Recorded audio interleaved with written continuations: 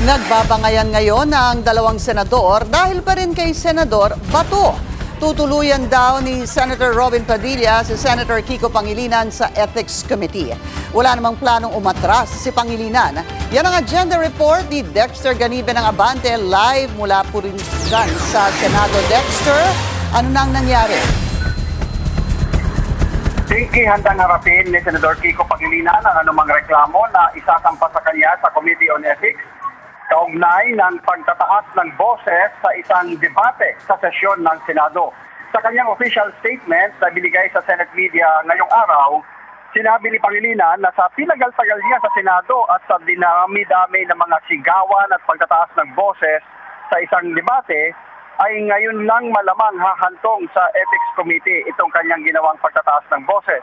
Paliwanag ni Pangilinan, hindi maiwasan at malimit mangyari sa plenaryo ang mga pagtataas ng boses sa mga debate.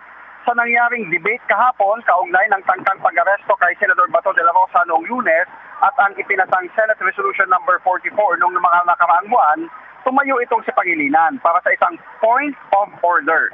Dahil nasa Committee on Rules na anyang usapin, dapat lahat ng manifestation ay doon na lang i-refer at hindi na sa plenaryo dahil maraming mga mahalaga pang issue ang kailangang talakayin. Sagot naman ni Senate President Alan Peter Cayetano, may mga pagkakataon pa rin naman talaga na pinapayagan yung manifestation sa plenaryo kahit nasa committee na ang isang usapin. Dito sumingit si Senator Robin Padilla at pinunto na noong Lunes lang nakumpirma na may inilabas na ngang warrant of arrest para kay Senator Bato de la Rosa.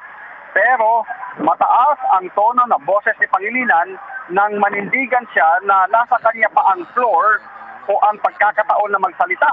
Para kay Padilla, paninigaw ito at hindi raw niya matanggap na siya ay sinisigawan.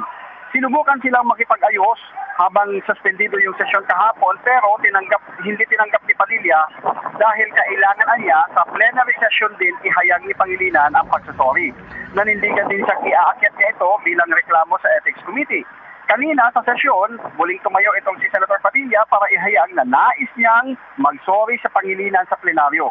Pero sagot ni Senator Kiko, ituloy niya ang pagsasampa ng ethics complaint. E di tapon na natin itong rules of the Senate. Tapon na natin to. Di pa natin pala susundin eh. Mga mahal kong kasama, ang sinasabi ko dito, tanggalin natin yan sa record dahil ayokong mababasa yan ng aking mga anak at apo na ang isang Muslim senator ay sinisigaw-sigawan dito sa plenaryo. Napanood ko kagabi sa balita na nais pong magsampa ng ethics case laban sa atin na si Senator Robin Padilla. So ang suggestion ko, isampa na yung ethics case at doon na po sa Ethics Committee natin pag-usapan ito dahil marami pang ibang mga mas importanteng bagay sa aking paniwala ang dapat nating talakayin.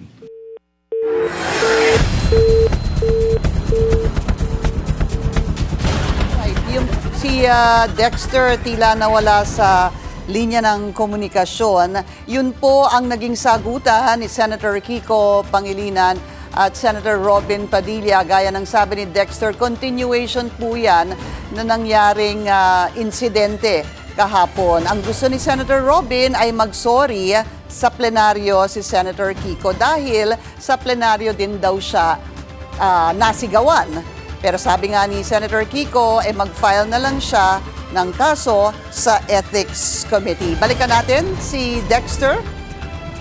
Yes, Corina, binabanggit ko nga na pagkatapos nung sagutan nila kanina doon sa plenaryo, kaugnay nga doon sa sinasabi ni Senator Kiko na doon na lang sila magharap sa Ethics Committee, magsampa na lang ng reklamo. Nagpatuloy naman yung session konti, may mga nagsalita pa, pero yung time kasi na yun, Corina, kanina ay may mga ugong-ugong na may desisyon na nga di umano ang Korte Suprema doon sa hinihiling na tiako ni Senator Bato de la Rosa.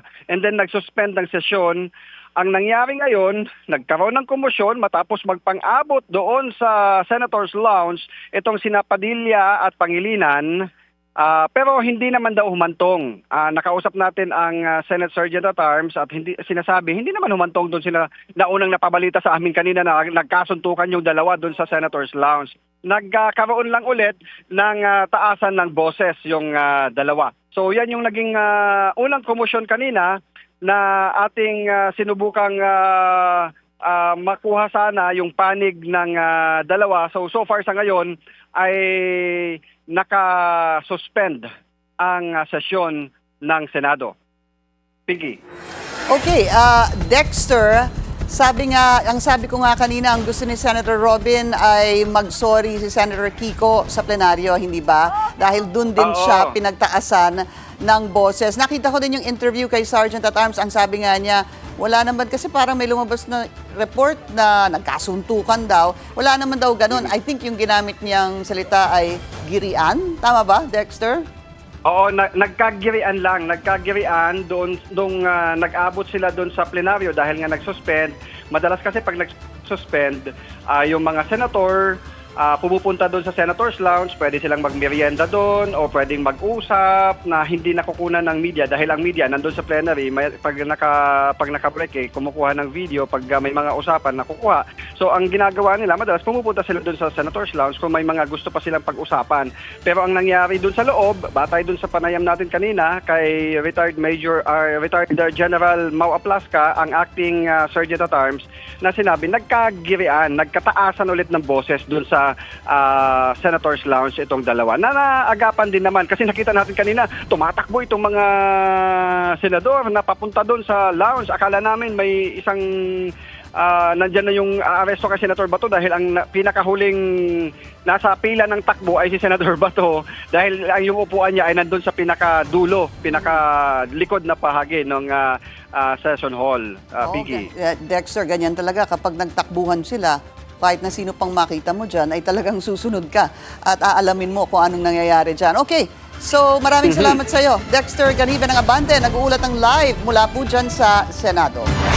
Mag-follow sa aming mga social media accounts at mag-subscribe sa aming YouTube channel para sa pinakahuli at eksklusibong mga balita.